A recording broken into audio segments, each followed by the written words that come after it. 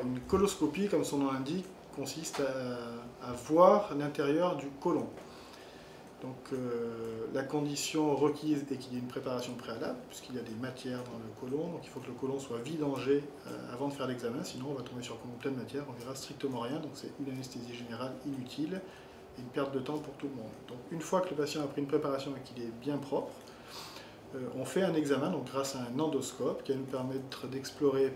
en introduisant cet endoscope par voie anale, le rectum, puis l'ensemble du cadre colique,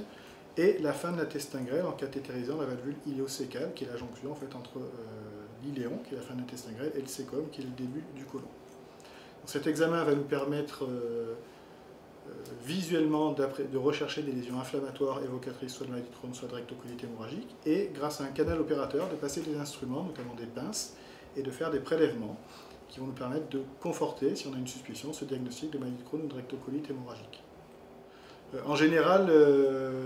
la réalisation d'une coloscopie prend une trentaine de minutes, en sachant que ce temps peut être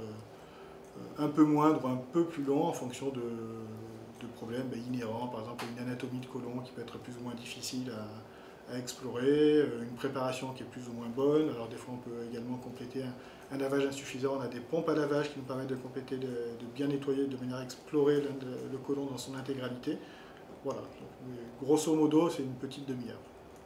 Alors, le protocole de préparation classique consiste à ingérer 4 litres d'un produit qui s'appelle le PEG, pour polyéthylène glycol, qui est un sucre non absorbable, qui va entraîner en fait un appel d'eau vers le côlon et donc un effet chasse qui va permettre de nettoyer le côlon. Au cours des MICI, la réalisation d'une coloscopie est recommandée lorsqu'on suspecte déjà ce diagnostic de Crohn ou de RCH pour poser ce diagnostic, puisque c'est l'analyse des biopsies, l'analyse histologique qui va nous conforter vers un diagnostic ou vers un autre. Ensuite, lorsqu'un patient présente une poussée importante qui va nécessiter une adaptation thérapeutique, on va réaliser une endoscopie pour objectiver de manière claire qu'il y ait bien des lésions actives. Parce que parfois on a des surprises, on a des patients qui ont des symptômes qui peuvent traduire en fait plus un syndrome de l'intestin irritable dans un contexte de maladie inflammatoire qui peut être quiescente. Et à ce moment-là, la coloscopie va nous donner des éléments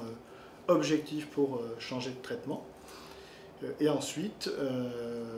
on le refera quelques mois plus tard pour apprécier l'efficacité du traitement. Une maladie qui est bien contrôlée ne nécessite pas de traitement régulier. Par contre, passé 8-9 ans d'évolution, on recommande des endoscopies plus rapprochées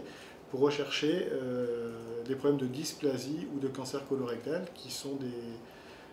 est une pathologie un peu plus à risque chez les patients porteurs de MICI que la population générale.